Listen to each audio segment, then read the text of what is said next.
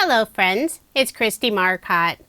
In today's video, I'll be making some fall cards using Scrapbook.com's brand new Glossy Cardstock.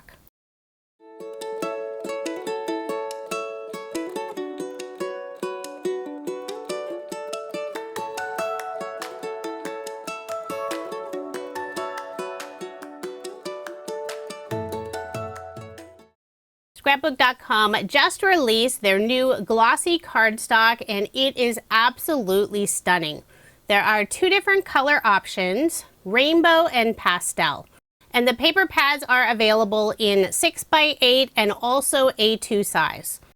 I'll show you the colors in the rainbow collection first. It starts out with white, then it has a lovely rainbow of colors, pink, red, orange, yellow, green, blue, and then ends with black. And these colors are bright and cheerful. I love that beautiful glossy finish. All of the paper pads include 40 sheets. You'll get 5 sheets of each color, and it's a nice heavyweight cardstock, 130 pounds. And here's a look at the pastel collection. Equally beautiful, just softer colors. It includes a lovely rainbow of beautiful soft pastel colors. The pink is definitely one of my favorites, but there's also this lovely mint green. Here's a soft blue, and it ends with a pinkish purple color. The glossy cardstock packs are now available, and I do have a link in the description box below. I'll be making a fall card. I selected 3 of the colors. The light pink and the soft orange are from the pastel collection, and the bright pink is from the rainbow collection. I'll be cutting out a bunch of fall leaves using Scrapbook.com's autumn leaves die set. I selected 4 different leaves, and I love that the dies will add the embossed detail. I think it really works well with the glossy cardstock. I cut down the glossy cardstock into 3 strips, the perfect size for the different leaves. I'll show a little bit of the die cutting. I'm using the Platinum Scout machine from Spellbinders. This is the rose quartz color and it's exclusive to Scrapbook.com.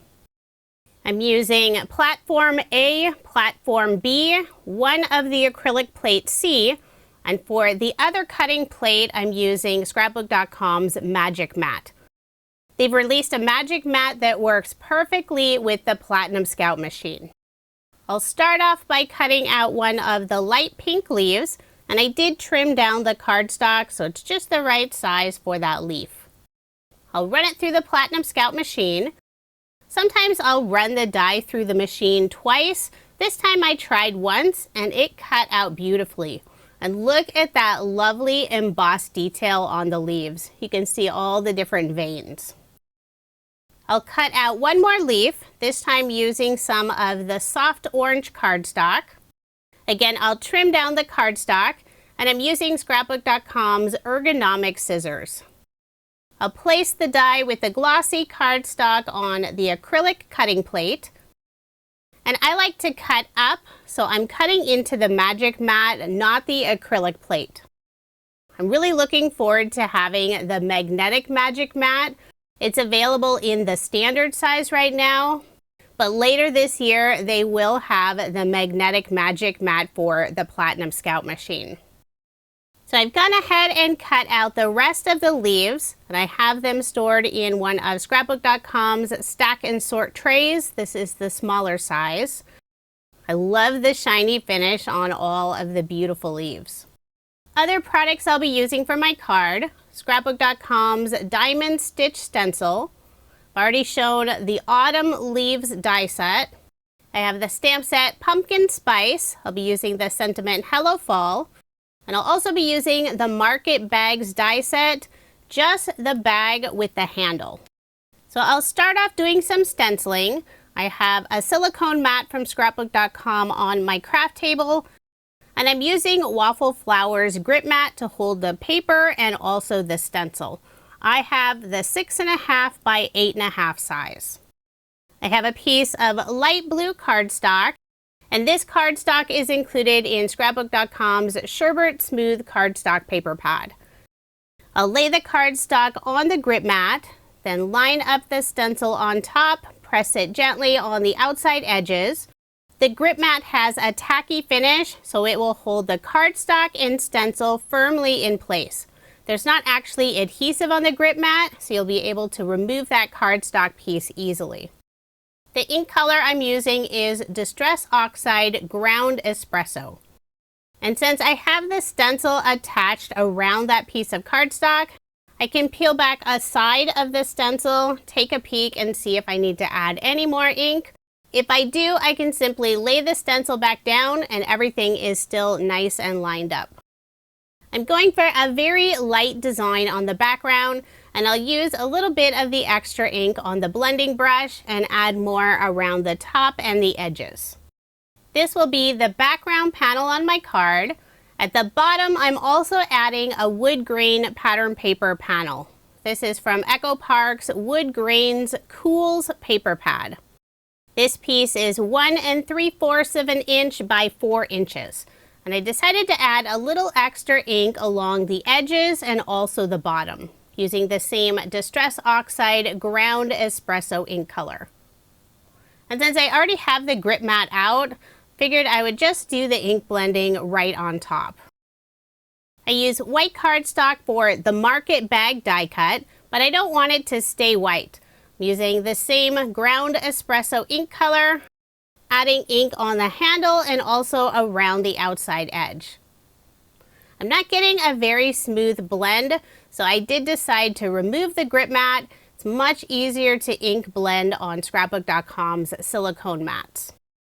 I'm leaving the very center of the bag a light color, adding just a tiny bit of the brown ink. It'll be darker along the outside edge. For a sentiment, I'll be stamping it on the center of the bag, and I'm stamping it directly onto the die cut. I have this stamp set up in my mini MISTI. I'll add the Marcotte bag die cut, and I'm using the same Ground Espresso ink color. I'll ink it up twice to get a nice solid impression. So there's my little fall bag with the sentiment, Hello Fall. Scrapbook.com's Marcotte bag set is great for products year-round. You can add all kinds of fun goodies inside their bags.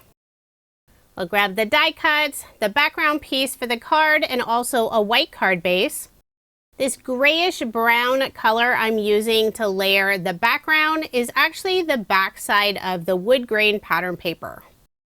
I'll first add that wood grain panel at the bottom of the stenciled blue panel. Then I'll put adhesive on the back and layer this piece on the solid brownish gray pattern paper. My background panel is 4 inches by 5 1/4 inches. And the pattern paper layer is an additional 1/8 of an inch. So 4 1/8 of an inch by 5 3/8 of an inch. I'll put more adhesive on the back and put my card front onto a card base, leaving 1/8 of an inch of the white card base showing.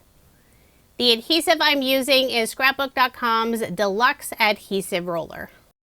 It's a permanent adhesive and it's super sticky. Now it's time to fill the bag with lovely fall leaves. I'll flip it over, and I can see some of the ink I got on the back side of the bag, but that's fine, no one will see it. To adhere the leaves, I'm putting a strip of clear double-sided adhesive tape just on the back side of the bag. This is the 1/4 inch. Now I'll attach the front row of leaves, putting one of each color. I'll flip over the bag, put more clear double-sided adhesive tape on the back, trying to put it in areas where I'll be attaching the next row of leaves. I'll put a light pink behind the brighter pink. Then one more bright pink leaf I'll put on the right side.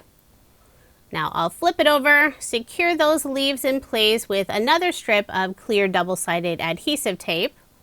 I'll remove the release paper, and I will be popping up the bag with leaves using some foam tape. This is Scrapbook.com's 1/4 inch foam in the 1 millimeter thickness. Make sure to get good coverage on the back of the bag and also the leaves. Don't want any of that foam to show through, so I am cutting some smaller pieces. I love Scrapbook.com's 1 millimeter foam. But if you prefer more dimension, their foam is also available in 2mm and also 3mm thickness. Now remove the release paper and add my bag full of lovely leaves on the front of my card. I think the pink and orange leaves look so pretty against the light blue background. Now I'll add some of the extra leaves at the bottom of the bag. Since I only put one orange leaf inside the bag, I'll make sure to put 2 orange leaves at the bottom. Also adding 2 more of the bright pink and 1 light pink. Part of the leaves will be sitting on the bag and I'll glue those down, but in the areas that go off of the bag, I'll be adding some foam dimension. And since they're sitting on top of all those other layers, this time I'm using some of the 2mm foam. I grabbed Scrapbook.com's small rounds. They offer a variety of different sizes. There's circles, squares, they have their rolls, and those are even available in different widths. Scrapbook.com really has you covered with different foam dimension options. For liquid adhesive, I'm using Scrapbook.com's Artis glue, and I have the ultra fine metal tip on my bottle. It's my favorite, perfect for getting behind those intricate die cut areas. I hope you're able to see the beautiful glossy shine on this cardstock. It really is gorgeous and so fun for some fall leaves. I love traditional fall colors, but sometimes it's fun to use some non-traditional colors. And you can never go wrong with pink leaves. I have one more leaf to attach, another bright pink leaf. I'll add a small foam round at the very end of the leaf, put glue on the back, and I'm tucking this stem underneath the light pink leaf. It does take a little bit longer for the glue to fully adhere on a specialty finish like this glossy cardstock, but once the glue dries, those pieces aren't going anywhere. So there is my finished card. I love how this turned out. And since I had some extra leaves already cut out, I ended up making 2 cards. If you're interested in any of the products I used in this video, I do have links in the description box below. I love the new glossy cardstock, and I think you'll enjoy it as well. Thank you so much for watching, and I hope you have a wonderful day.